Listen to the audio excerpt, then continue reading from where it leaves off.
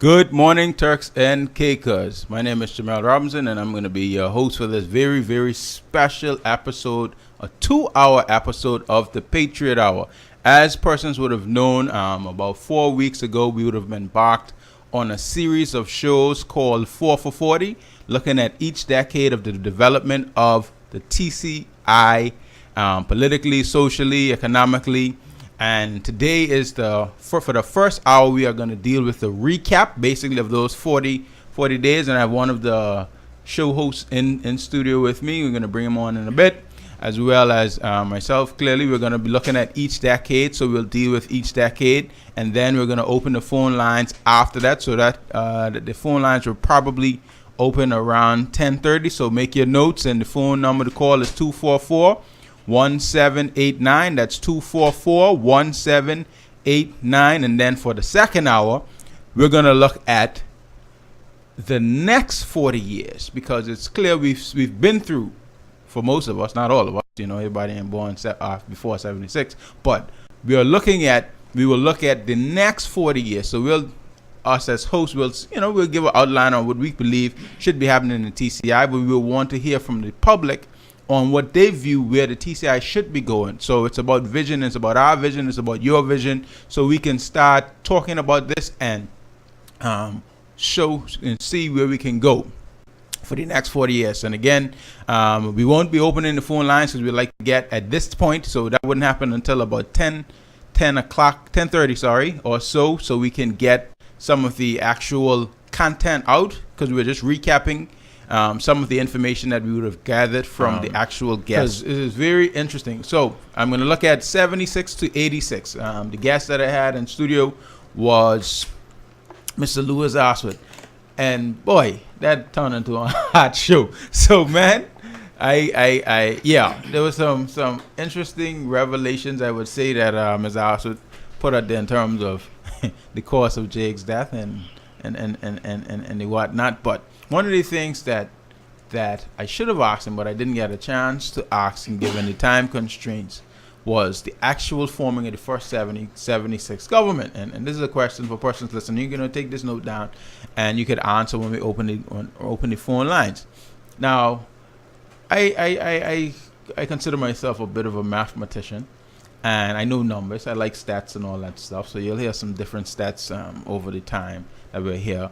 And I was always taught as a child that Mr. Liam McGuire was the key tiebreaker for the PDM to form the government. So I just assumed that there was a tie. So PDM had the same amount of seats, PNP had the same amount of seats, but only over the last couple of years I realized, and again, if you want these election stats from 76 to today, go on the www.sppdtci.com website. So the stats, the Statistical Planning and Policy Department, I think that's them. Yeah, the stats site, or the old stats department website that I just called, and you get all the information. So I found out that PDM actually had 5 seats, and PNP had 4, with 2 independents winning. Now, Jazz, you can do maths. Now, PDM needed 1 to secure the government, but had 2 options. But we've been told for almost 40 years that Liam was the one that carried the PDM through. You're missing something. Right? Why missing? Talk to me. PDM needed 1 to form the government. Right. But if the PNP had gotten the 2 independents, right, they would have formed the government. All right. Yeah, because maths. Because again, maths. So, what the question that I would throw out there, if anybody listening, they could tell somebody who might know the answer. One, it seems that it's a bit like they could have formed the government with Dan Williams, and they would have been secured even if McGuire didn't come on. Why? This is a tough one though. But why did the Black Power boys or Black Power movement seek to secure the white businessman's allegiance first and push that? Now, this is an idea that hasn't been, undercut or stopped or counted or anything. Because as far as I was concerned, because all I knew is Liam McGuire helped form the government and nothing else. So I assume it was a tie. So if they could have gotten the government with Dan and Dan alone, granted Dan came on board as well. So they ended up having a But 7-4. Why has this myth about the necessity of Liam been perpetrated? But anyway, I can move on from that. Cause yeah. So that's just the beginning. That's the first question. So had the government form, everybody, the various persons were ministers. You had development. Club Med came in. We were looking to get independence. There's I guess controversy over whether or not there was ever a golden handshake with McCartney and the British government for us to get our independence in '82. Then unfortunately, the right excellent Jakes McCartney perished in a plane crash, I believe, inside of New Jersey. So that shifted. That's when Honorable Skippins would have became the youngest leader in Caribbean history, etc. Also, PDM would have lost that election. Then you would have had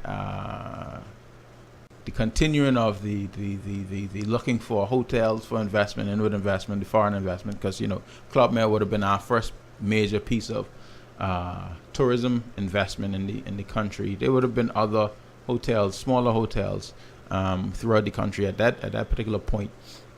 At some point, I can't remember if it was before or after, when the Provo Airport got pushed and Provident Limit took up all of our land and all that stuff. That could be before or after that particular point. I'm not 100% sure. And again, this is just us recapping what some of the discussion was at the thing. So there is room for correction, any and everywhere. This we recap. Then we would fast forward to the '85 arrest of Honorable Sanders and two other cabinet members. I think it was Alden Smith, Smokey, and Stafford Missick as well. Yeah, so that was a serious hit to the country and the morale, which was followed by the eventual suspension of our Constitution and a number of persons being named unfit for office, even though we have a new and a third person who also names people unfit for office in studio, but that's a different story. From the Bloom Cooper report, then you would fast forward again to the '88 election, where PDM in a landslide, 11-2. South Caucus being the sole constituencies in the country where the PNP would have won. And then fast forward for some reason, and this is where the clarity on what take place during these periods isn't clear, because after an 11-2 landslide victory within less than 3 years, or just about 3 years, Honorable Skippins had to call, or chose to call, an election again. Now, I've been told that part of it was because the redundancy was in the air, because at that point, over that time from 76 to about 91 or so, we had enlarged our public service with a lot of persons, so the British was pushing for a downsizing. So rather than actually carry out the exercise and, I guess, have a certain loss at the polls, Honorable Skippins chose to, let the people decide whether they wanted to continue under his stewardship. And that's when Honorable Washington Missick would have got in 91, Progressive Partnership. And there's one other thing, that 91 transition. And somebody could clarify this, because I heard it, someone say it on maybe Sean's show, in terms of who actually brought NIB. And the way I did a little research, and this can be corrected, Honorable Wendell Swan brought the bill, got the bill passed, and set up a pilot with bringing in Trevor Cook to do the pilot. Then PNP got into power, because they would have done, I guess, an education, and then they would have hired, on the PNP, they would have hired Walter Lake Gardner, who's been there ever since, and still there, to be Trevor's deputy, meaning Trevor Cook's deputy, in terms of the rolling out of the plan and getting people signed up and collections and all that stuff. So I bring all that up to say, okay, well, if I bring the legislation and you implement it, who should be the bearer of, who should take credit for it, which is interesting. And the reason I say it's interesting, because also it appears that during that term, when it was being implemented under Honorable Washington Mizik, the opposition was actually against it, which begs the question: if you was for something a minute ago and bring the legislation, why would you fight it tooth and nail less than a year or two later? That doesn't make sense. If you believe previously it was good for the country and its people, given it was, I think the Honorable Wendell Swan at the time would have visited the Bahamas and look at their operation, etc. But anyway, just putting this stuff out. So Washi would have, we would have still been on ground and aid if I'm mistaken. We were trying to get a package from the Brits. So to get the investment package from the Brits, we had to get additional sums of money to do a redundancy. Now, Washington got the package deal cut. He did the redundancy, but there was a delay in the actual rest of the package money coming forth. And I believe that would have cost him a bit in the 95 election, which from 95 to 96, that would have been the first year of Honorable Derek Taylor's administration. That's when he would have done the refinancing of our debt with some of the money the British did, because the British didn't say what we had to do with it, but they just gave the amount. I think it might have been like 40 million as part of the total package, and a lot of that money was used to refinance our debt, which I believe the vision for Honorable Mizik was that to use it for investment, and Honorable Taylor was balance the budget. So we kind of back to this redundancy and balanced budget type thing now in 2006, but I can leave that for Jazz to touch on. So I hand off from 1996, bring us home to 2006, and I can sit back and listen to your recap, and then right after that we'll open the phone lines and we could discuss amongst ourselves and with the listening public the last 40 years. Go ahead, sir. Okay. I'm picking up from 1996 to 2016, which I don't know if there's ever been a more action-packed 20 years in the history of a country like those 20 years. Now, the election, the government change in 1995, as you said, the focus of the Honorable Derek Taylor was to refinance our debt, focus on getting the books balanced.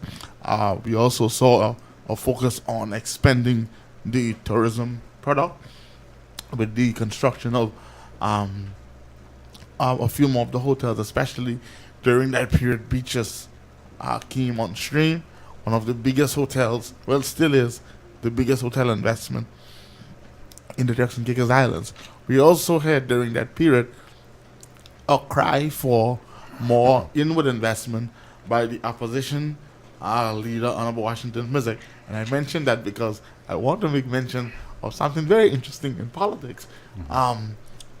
We have seen a lot of reverse political philosophies over these 40 years, and I'm going to touch on that later. But let me just finish with the recap first. So, during the first 4 years of the Taylor administration, the focus was on debt management and fiscal prudence. And I remember that was a complaint by Honorable Washington Mizik that the chief minister was focusing too much on paying off the debt. Interesting enough, fast forward to 2012 to 2016, Honorable Washington. We are paying off debt. Honorable Washington focus now as Minister of Finance is on what? Paying off the debt. So that's interesting.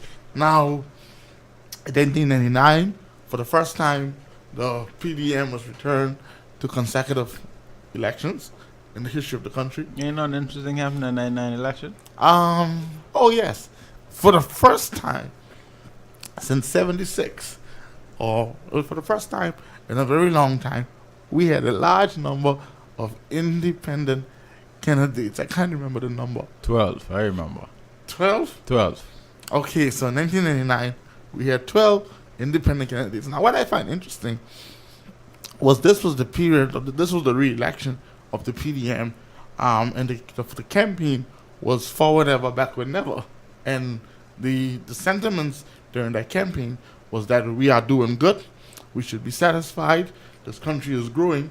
But I find it interesting that in the year that things was really good, according to the campaign of the incumbent government, so many independent candidates saw the need to offer themselves for office.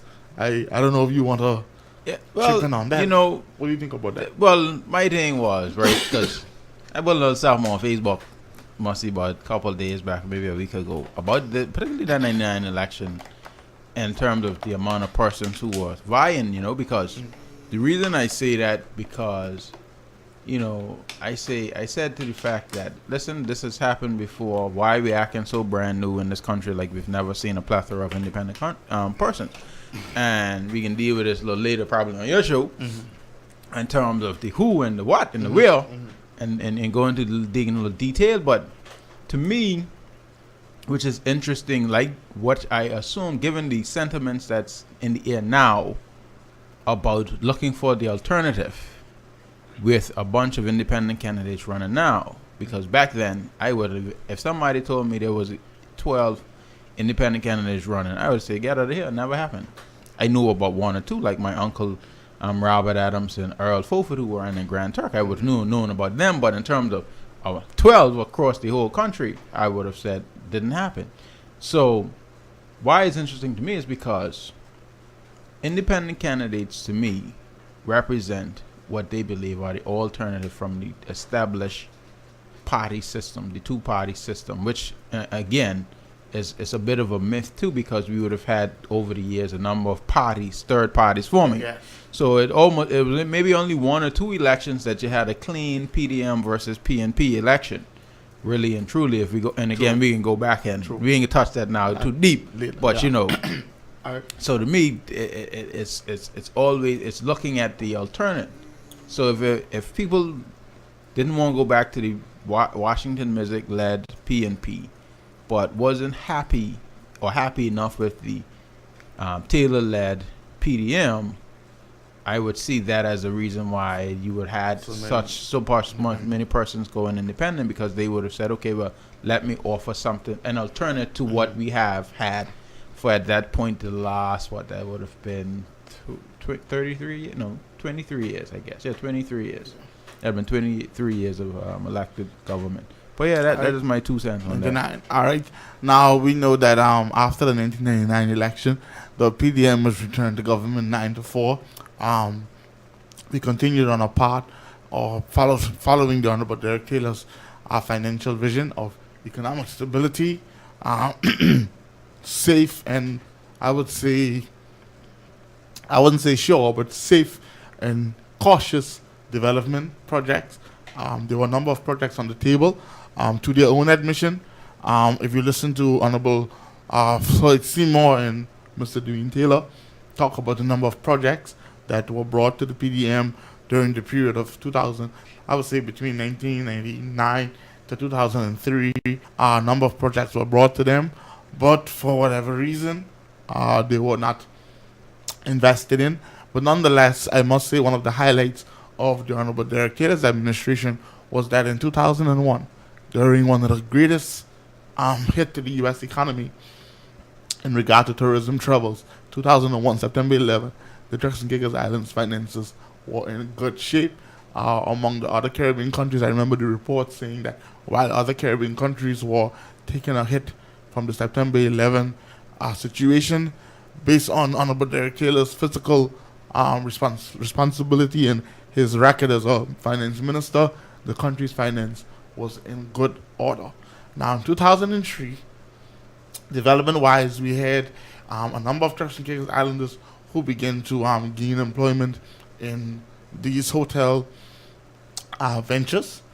We also had a number of young Turks and Caicos Islanders who saw that the country was developing, but for some reason, we were not being maximized. So we're hearing that the opportunities were there, but Turks and Caicos Islanders were not capitalizing on the opportunity. Now, I don't think it was all Turks and Caicos Islanders' fault. I believe it was also based on the opportunities that were created by the powers that be, so to speak.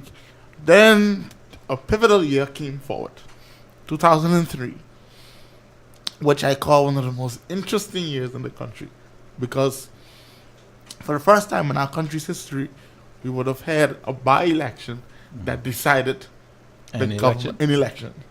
Before Yes, then first they time. became a second time too, right? Yeah, exactly. Oh, So yeah. 2003, we had a young Michael Mizik that became the leader of the Progressive Iron National Mike. Party. The Iron Mike, yes. The Iron Mike. Iron. Who became the leader of the PNP. I ain't never scared.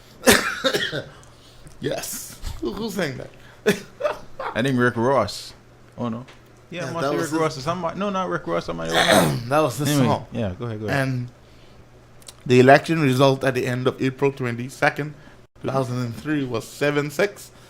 2 seats decided by 5 votes and another seat by 2. 5 keys and South Caicos. Yes. Was north or south? No, north. Honorable Norley Skippin's seat. I think that was Yeah, that's north. south. You sure? Honorable Norman was north. He was back in north by then? I think so. But Okay. anyway, north or south. But yes, August 7th was the by-election date. A day I'll never forget. I was in Providencia, East. I was in Grand Oak by Bishop. Now Bishop Ham. He was Pastor Ham then. I remember that night. When Bishop Ham, yeah. When the results was rolling. And go ahead. I remember at that time being a young PDM supporter and voter. I was cringing to my seat, waiting for these 2 seats to come in, and my belly started broken down when I heard. Because remember, the PNP only needed 1 seat. Right. The PDM had to get back 2. So when they called the South Caicos seat first, it didn't make sense listening for the 5 key seat because once South gone, that was it. We had lost the government and my heart was broken. So that was 2003, the beginning of the Mega Music era. We had quite a few more hotels came on stream between 2003 and 2007. We had a number of new policy initiatives, especially the scholarship numbers increased significantly. A number of Turks and Caicos students were able to go to school. I can remember having a meeting at the Hilly Union building where there was about 100 of us in the room, and that wasn't even everybody who were on scholarship, and there was another couple of us coming on the list. So that period between 2003, especially 2003 and 7, education-wise, I can say many Turks and Caicos Islanders, young Turks and Caicos Islanders, I call them the wilderness babies, had a chance to go spread their wings, go to school. There were a number of pilots, you remember, that went away to school. Yeah, they're back now. And they're back now flying. Captains. I mean, isn't that it's a good feeling, you know. We had a number of teachers. I was one of the teachers that was on scholarship. Well, I started school from 2001, but I was still in school. We had a number of persons studying economics, persons studying banking, quite a number of professional careers, hotel and tourism. We had a couple of accountants. And then fast forward now, 2006, I remember we got a new constitution, so to speak, where the title of chief minister changed to premier. Premier? You mean like Eric Williams, Trinidad? No. Norman Manley. Not that kind of premier. No, not that kind of premier. I will use Lester Bard and take it. No. No, Right, not that kind of premier. This was a name change. Okay. There was a few tweaks to the constitution in regards to the appointed membership. The government was now allowed to have 2 appointed members and more ministers. So according to the words of, I think it was Derek Taylor, who said it was bullfrog dress up in soldier clothes, because a lot of the powers that you would think would be associated with a premiership was not there. However, if you watch the way Michael Mizik wield power, you would have think the power was there. But constitutionally, and I guess that's why he ended up in trouble, because he was doing things that the Constitution did not empower him to do under a British governor. So that is one of the key notes from that period. Also, in 2006, during those first 4 years, I think TCI Bank Limited came on stream. Yep. That was I think we have to be able, Mr. Robinson, to note achievements and separate achievements from their failures sometimes. Because while achievement may turn into a failure, the fact that the achievement took place, it was achieved. It's a milestone. Kind of like Delano running in the Olympics. Of course. No, that was an achievement. No failure there. No, well, for the team, for the British team. That's what I'm saying. You came with the team? No. All right. No, I got to tell you, no. You thought you was rooting for Great Britain team? Yeah, I was rooting. Boy, listen, I never root for the Britain. like that in my life. I think I'd ever root like that again for Great Britain. Good for you. Isn't that some? Listen, I have one more in me, for the final score. I have one more in me for Great Britain. What I ever thought I would have been rooting for Britain, right? I tell you. Delano did that. I tell you. But yeah, in 2007, we had the TCI Bank. I remember how proud I felt. For the first time in my life as a young teacher, I could have left my school, walked to the bank to collect my paycheck in North Caicos. That to me was a very good thing. I'm sad that it did not work out for the people, because the people of North and Middle Caicos relied heavy on that bank, especially those senior citizens who had to cash their NIB checks. It was very, very important. And my wife, the bank closing hurt me personally, because the bank brought me my wife. That's how we met. So I can personally say TCI Bank was a good thing. One good thing come with TCI Bank was that it brought my wife to North Caicos, and we were able to meet, and the rest is history. Then in 2007 was a historic election. I want to note also, and I don't want anybody to read into this, because, we like boogeyman stories in TCI, especially on election time. But one of the things that really bothered me, though, during 2006 and in 2007, we had too many tragic deaths in this country. We lost 4 young men, you remember? Yeah. 4 young men, one time from South Caicos. That to me was a heartbreak. To see those 4 caskets lay off one time was a tragedy. And then, of course, in 2007, we lost one of the most popular pilots in this country, one of the first locally trained shoes, old shoes, may his soul rest in peace. It was tough for us. I remember the Tuesday evening right now, I was sitting in my store. I had a clothing store in North Caicos then, and I heard the news that a plane had crashed. My world, I just couldn't believe it, man, So that was tough for us. And then 2 days later, this country went to the poll and gave Michael Eugene Music Administration 13-2 and plenty to do. 2007, and that election was a landslide by the PNP. And 1 year later, we started hearing rumors that we were broke. But guess what? You hear it now. Since we clearly ain't gonna make it to the phone lines before we deal with the vision stuff, let me chip in here right now. You're talking about the rumors about the being broke, and many people didn't believe it, because if you look outwardly and all the things that were happening, because remember, election happened 13-2. What it was? Land Rovers dropped. Cool 8 Land Rovers dropped on. Just like that. Just That's true. Cool and late Rovers just dropped, and it might not have been only 8, because it was in pro. We had some Escalades. Was the first ground. The first government, that was the Escalades. But Black Land Rovers dropped. So it looked like ain't much.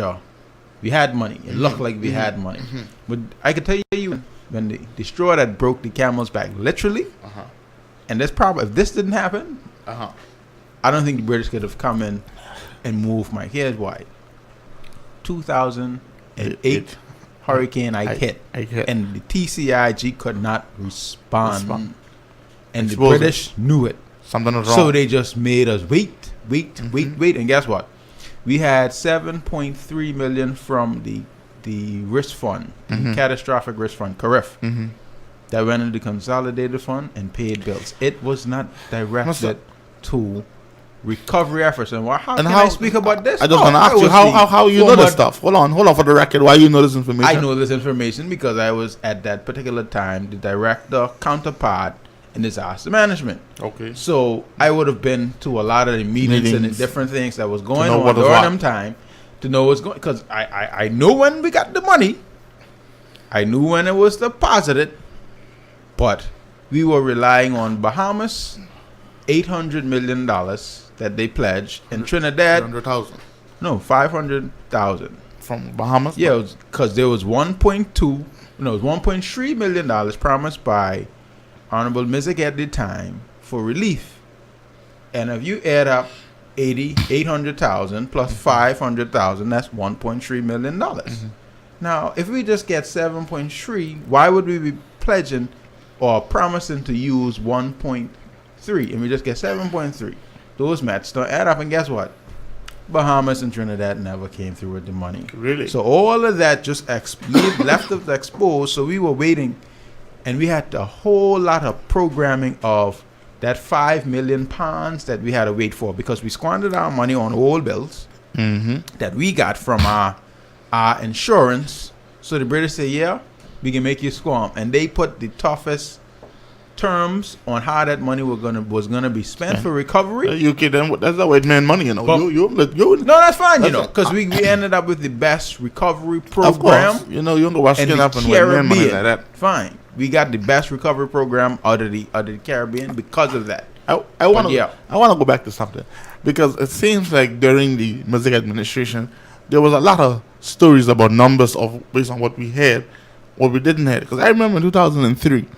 When the government changed after the by-election, there was a big rumor going about TCI. Oh, we broke. And I know better than that, because the one thing I know about the Taylor administration is he was a tight-fisted man. Because based on what we saw in the country... Was? Well, steady. All right, as chief minister. Come on now. Go ahead, okay. That's my boy. Yeah. So I couldn't understand how the Honorable Derek Taylor could have left TCI in any that based on his tight-fistedness and physical prudence. But the joke about it was that while the premier or chief minister at that time was saying we was broke, I was seeing money spending. Big things was popping. And I wouldn't touch on the personal lifestyle that this country was assisting the premier with, because that really ain't important. But it is what it is. You were saying we were broke, but it was you were living lavishly. So then let's fast forward to 2008 again. You're saying we ain't broke. But when I came, it realized... It take the Band-Aid off. Take the Band-Aid off. And then after the Band-Aid came off, 1 year later, we had something called a Commission of Inquiry. Now, the older generation would know what a Commission of Inquiry is. Yep. But we wouldn't have known because we were too young to remember. But this country's had its second Commission of Inquiry. I mentioned it a couple of weeks ago. I think it was one of the most trying times for this country. It's a Turks and Caicos Island. It was humiliating. It was embarrassing. It was gut-wrenching to hear elected members admit to the commission of several maladministration. The country was embarrassed. It was really embarrassed during that Commission of Inquiry. And it wasn't rumors. These were admissions of bad decisions. Let me sum it up to bad administrative decisions, separate from the personal gain and personal misappropriation. You know, these were bad decisions. Then, in that same year, August 2009, if you thought the Commission of Inquiry was a sucker punch, when the governor, I'll never forget that day, I was at school, they said the governor would be addressing the nation. Once I heard that, I knew it was bad news for TCI. August 14th, man. August 14th, on the anniversary of the 2003 general opening of the House. You remember that? I don't know if you realize that, you know. Well, all I know. Because remember, the by-election was August 7th, and the premier became premier. The sit was sworn in the House on August 14th. So on the what is that? Not 6-year anniversary? Yeah, 6 years. 6-year anniversary of the PNP's administration. The governor said to this country that the Turks and Caicos Islands Constitution will be suspended. The House of Assembly and Parliament will be suspended, which was a little bit different before. Yes, Because they didn't suspend the politicians the first go round. The House, we still had a House of Assembly in the 86, 88 thing. But that was before they declared the government unfit. Yeah. No, Yeah. no, man. How did the interim reach then? They were a part of the interim government. That was still there. The cabinet was suspended.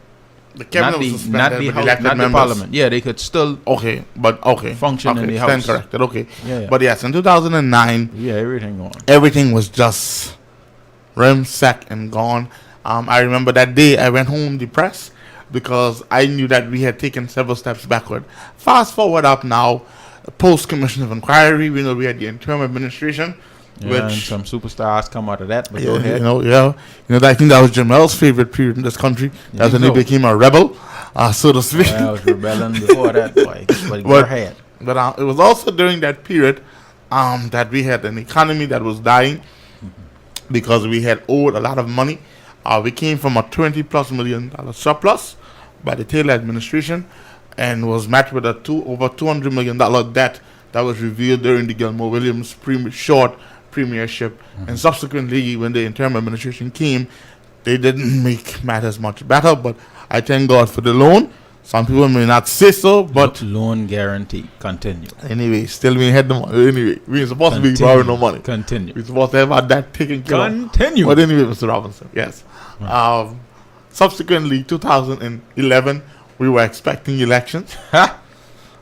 We had some demonstrations at the airport, blocking up the airport. You remember that? Yeah, man. Putting the tractor across the road. And then giving the keys to somebody in the middle of the night so To police go can move move it.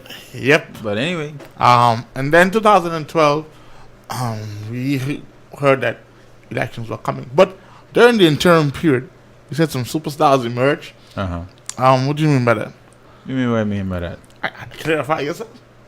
Well, by 2012 general elections, there were two persons, not fully political neophytes, but there are two persons who would have, I guess you would say, separated themselves from amongst many of the leaders, or emerged as leaders during that time, would be the now premier of the Turks and Caicos, Honorable Dr. Ewing, because because of his stance and involvement with the Civil Service Association, He was involved and with the that. now leader of the opposition because of her also involvement as a trustee of the Civil Service Association and her work in the Consultative Forum.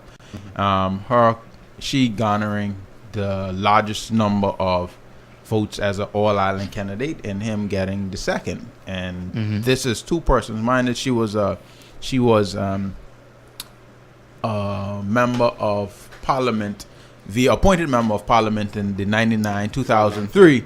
But when she ran in 2003, she lost to Norman Sanders, I believe it was, in South Caicos. So at the end of the day, you could consider that a reboot anyway. Yes. So newness. So given the quote unquote long time party stalwarts like the Derek Taylors, Alzo Skippins, Washington Mizik, and those types of persons being in the race as well, you might have thought, okay, well, those persons might have gotten more support than these two relatively new political persons, which didn't case. So anyway, but yeah, that's what I mean by some superstars coming out of that okay. interim period. Okay, so That's what I meant. I remember because I was a member of the CSA.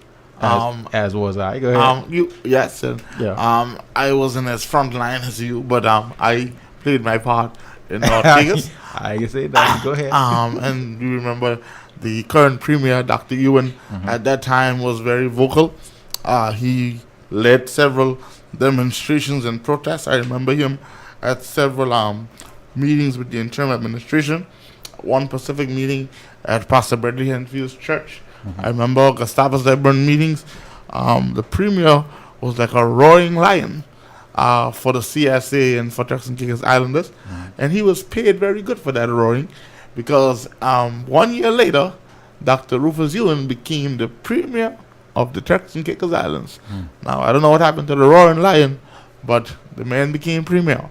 In 2012, we had a close election, 7-8. It was also the first time that we had the at-large introduced. Right. Again, the focus was mostly political here because not much was taking place in development-wise, especially between 2007. Because it was just bill paying, really. Yeah, bill pay. Bill paying. Maintenance and bill paying and refinancing and pay cut, all pay that. cut. Don't forget the pay cut. 10% pay cut. I remember that big.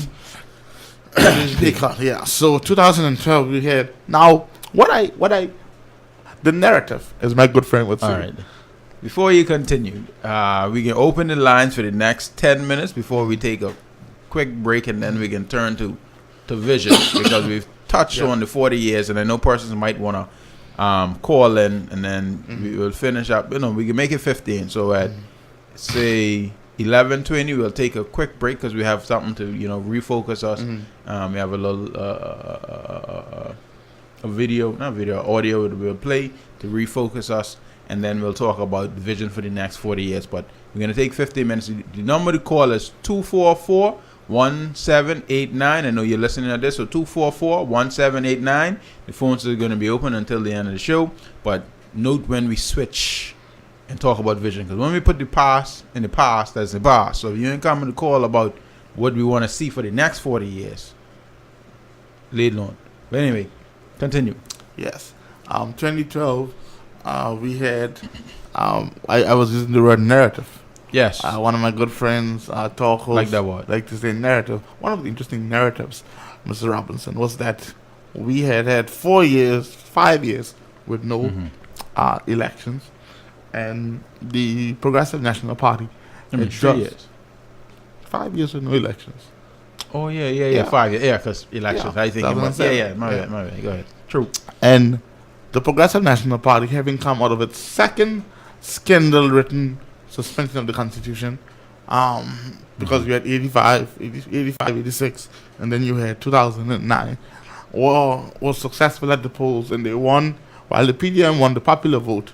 Seat-wise, the PNP became the government for the third consecutive time. That remind me. I remember when Al Gore won the popular vote but didn't become president. Yeah. But anyway, go ahead. Different. True. So, yeah.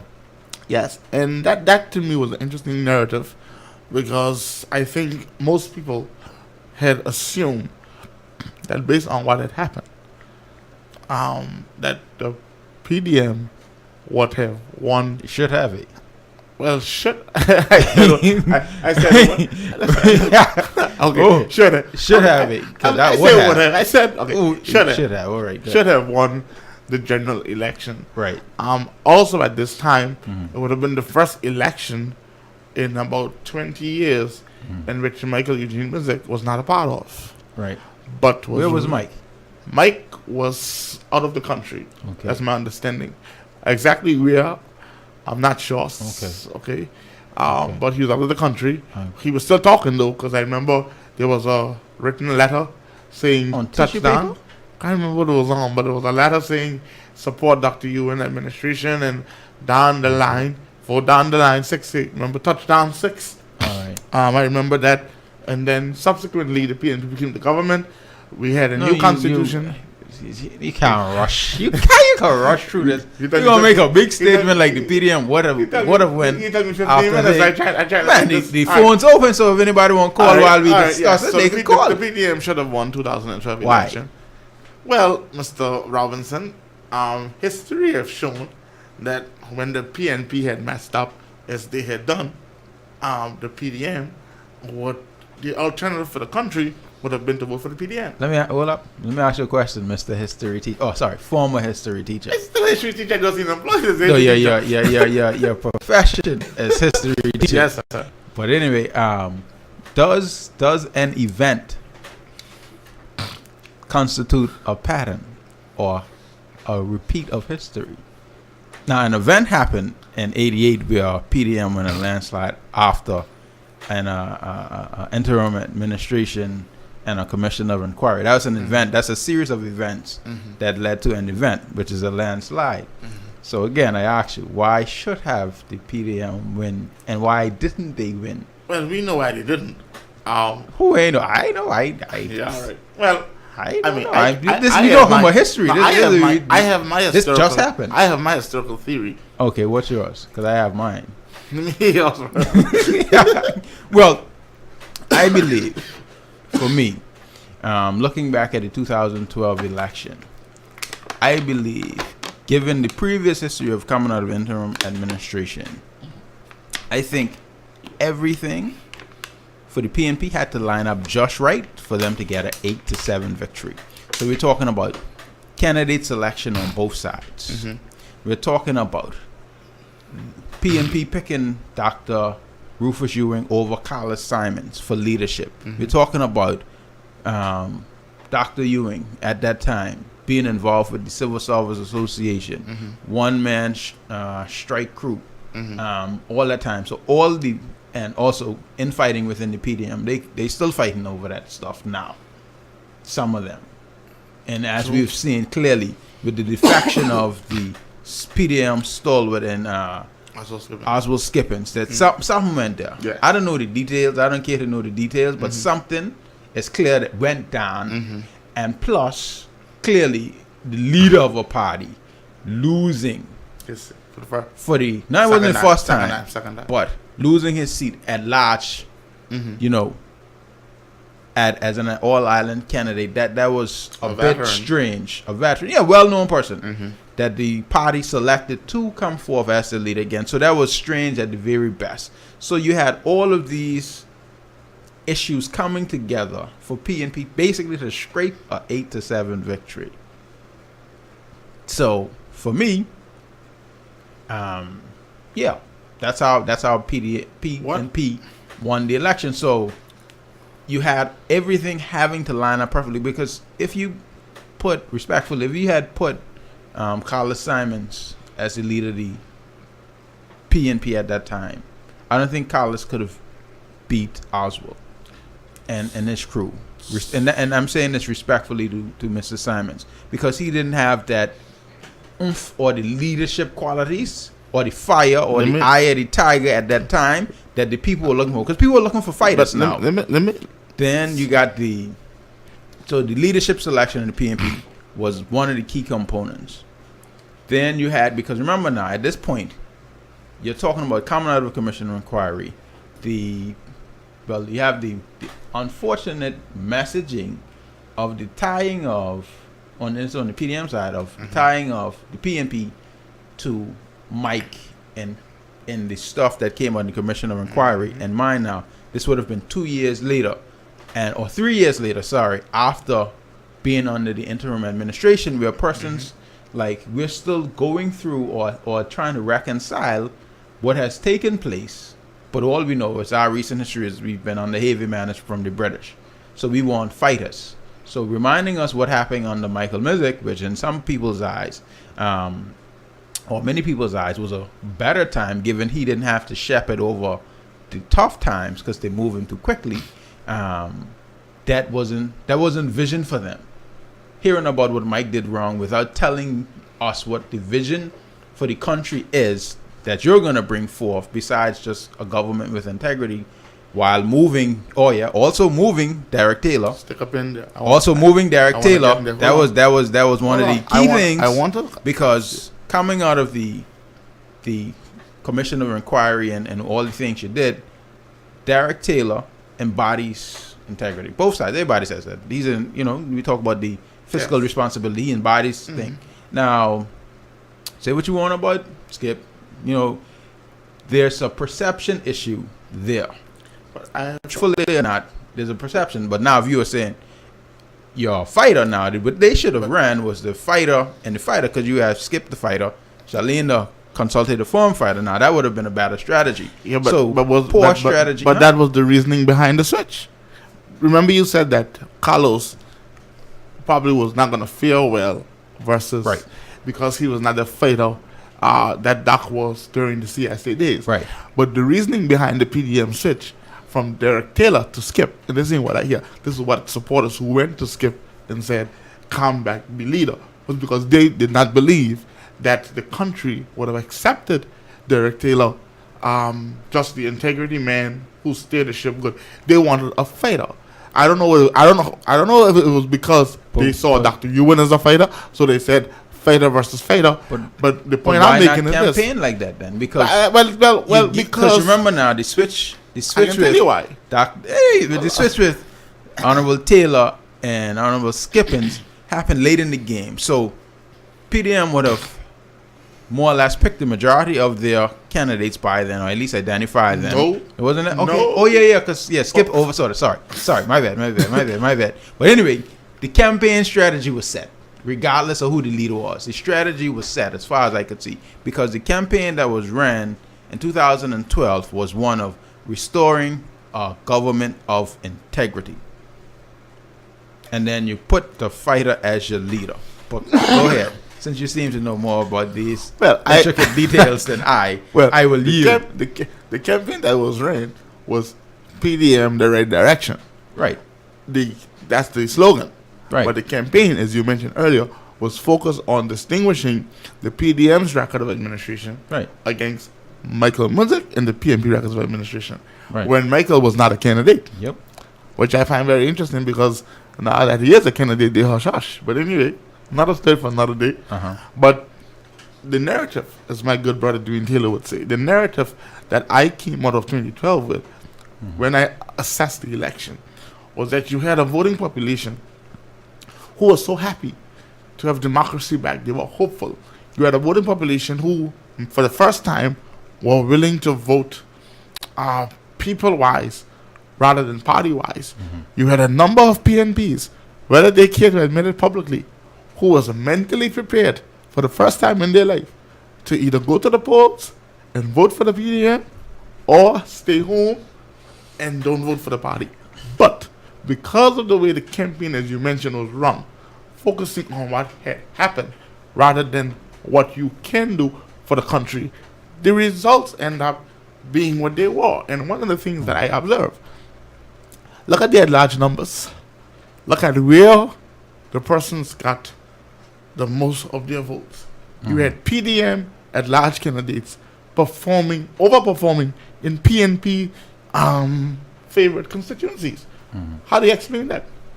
You have to look at that as sharing. They were sharing. They were sharing. They were sharing. Right. So, to me, that's an indication that it was a personality vote rather than strictly the so-called down the line theory that they pray and works. This time. This time around. But that was then of 2012. Now I wrap up. Let's fast forward to today. To today, Mr. Robinson. What are your thoughts on 2016? Last 4 years. The last 4 years? Yes. Well, the last 4 years, in my estimation, I only can speak for me, although a lot of you might want me to speak for them, is that TCIG, what we've had, I guess it would be the same thing as the first 4 years of the Derek Taylor administration in 95 to 99. We had a basically refinancing of debt, and that was the focus of the government, whether it's the proposal of the payroll tax introduction, the killing of VAT, the tweaking. There, in my mind, there wasn't enough focus on policy initiatives to benefit Turks and Caicos Islanders. Now, in the latter years, you would see the inventor of Invest TCI coming back, the small business loan and concessions thing, which I don't believe does enough, given the thing, given where we are and where we need to go. But it's there. But the unfortunate part is all of these things, we won't have a chance to judge whether they work well or not before we go to the polls, or persons, meaning everybody. So the timing, it's a little late in the game. So it's going to be hard for persons to get credit. You know, you was mentioning road work, so you'll be getting some road works done. And from, even though another hotel development might not be the ideal thing anyhow, but that's was something that's been being pushed. A lot of the failed projects that didn't complete under the Mizik administration, or that was halted during, some would say, during the interim administration. I don't believe a lot of those would have been brought back on stream, or they're still trying to get on stream. So we, from a achievement point, TCIG out the red.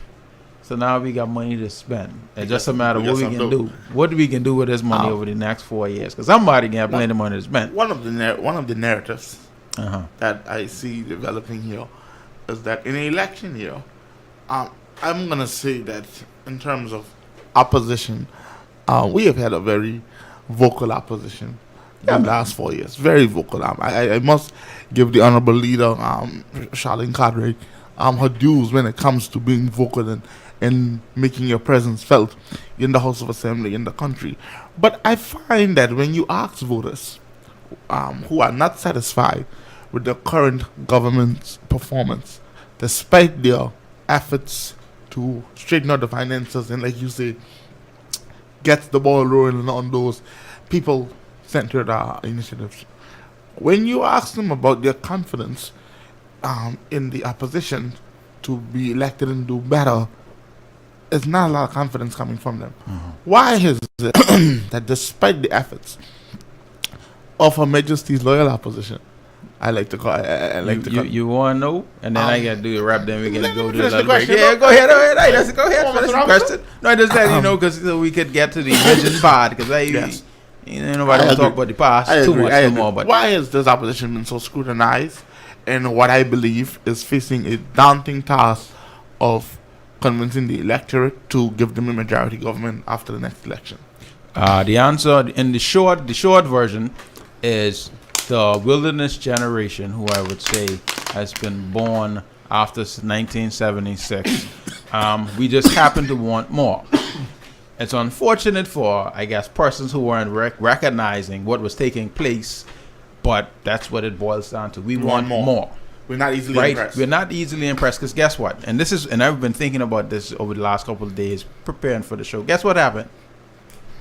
Where in the past, our parents would have been impressed by the roadworks and the different things that would have happened during Jiggs's first administration, Norman's next administration, Yep. then on the Skip, then on the Washington, then on the Derrick. Guess what?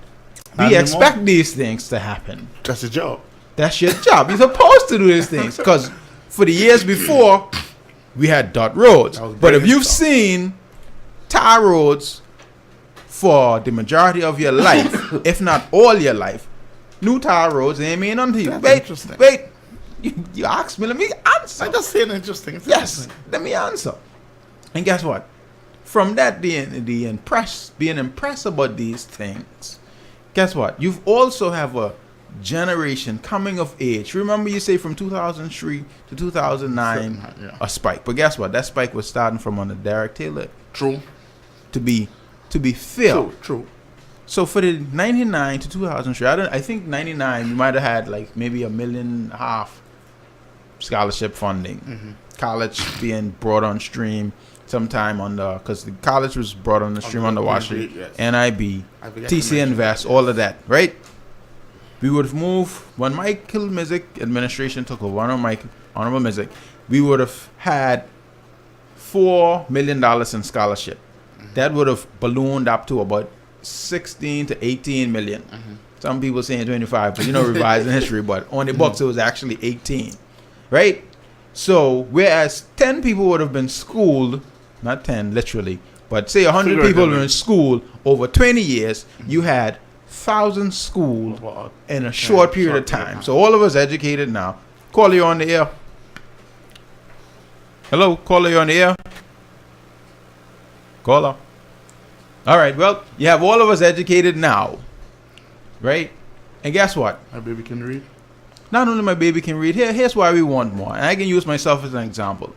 I grew up in a house, plenty aunties, plenty uncles. My mother was the postmistress of the Turks and Caicos Islands. My father was the chief surveyor, and then he became a permanent secretary of natural resources or whatever. So in my eyes, if I want to do better than my pa, do better than my ma, the minimum I should be is a director or a PS. True. And I've seen it done. Whereas others might have not seen it in their lifetime. Caller, you on the air. Hello, caller, you on the air. Caller. Okay. I'll continue. Whereas others would have just seen other people, i.e., the expatriate workers being in these things. I grew up in a house with those things. So in my mind, I want to be better. And all of us want to be better than our parents. And our parents want us to be better than them. So if my auntie, or if your auntie, or if your family members aspired and achieved these things in your youth, and you've seen this, and this is normalized to you, normal and or ordinary. Basically, it's ordinary to you. Ordinary to you is not extraordinary, so you gotta want more. So I tell people now, for me to go back in the civil service, there's only a couple jobs I take. Either I can be an MP, I can be a minister, I can be the premier, or I can be the labor commissioner, or I can be the deputy governor or PS. That's upward to me. I ain't going back to do nothing less. I ain't going to be the undersecretary. That does nothing for me, because I want more. Why would I go back to do less? Why would and why I say labor commissioner? Because that basically is a PS job anyway. And the labor commissioner's job is the key to where we want to take this country over the next 40 years anyhow. So if I going back to the public service after having left during the redundancy, I going back to do something more.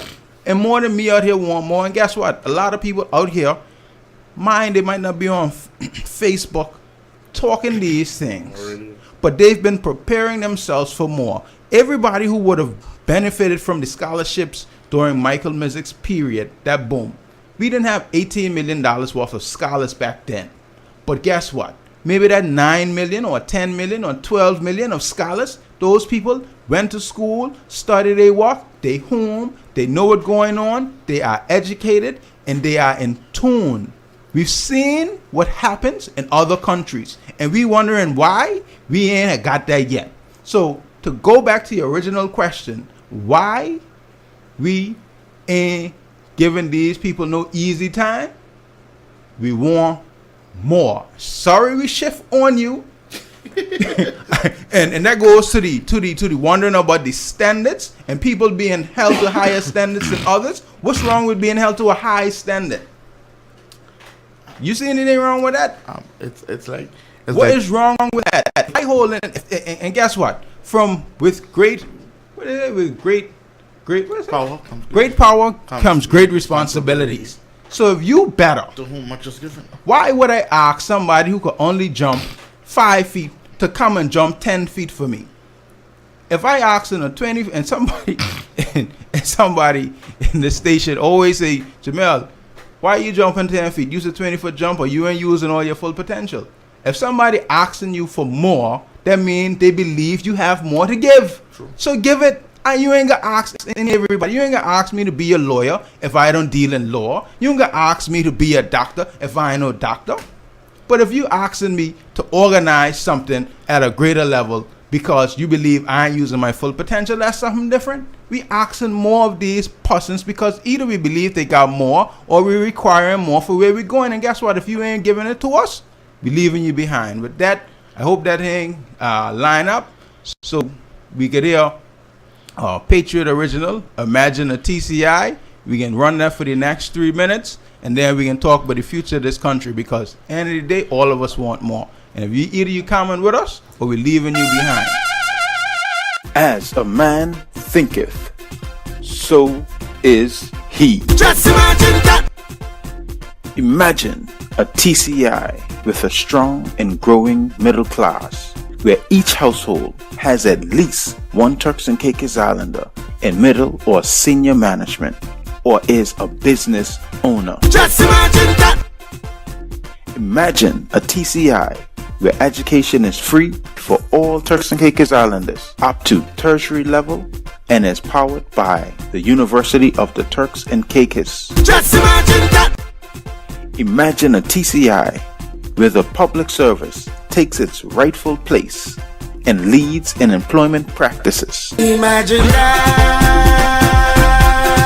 Just imagine that. Man, your belly. Hey, imagine that. Just imagine that.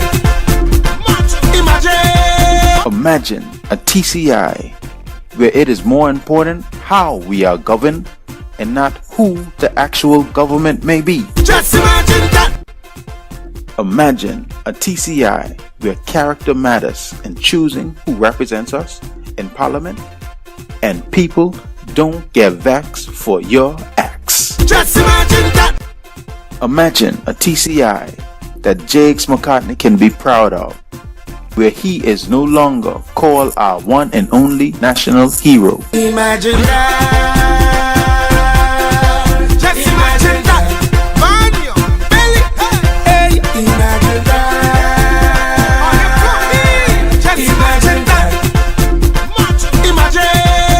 Imagine a TCI with a fully internal self-government progressing towards independence, where all members of the House of Assembly work together for the betterment of the people rather than their party or special interest groups. Just imagine that. Imagine a TCI where Turks and Caicos Islanders are indeed first to be educated, first to have access to capital, first for career opportunities with upward mobility, first to put our shoulders to the wheel to face the tough challenges ahead. Just imagine that.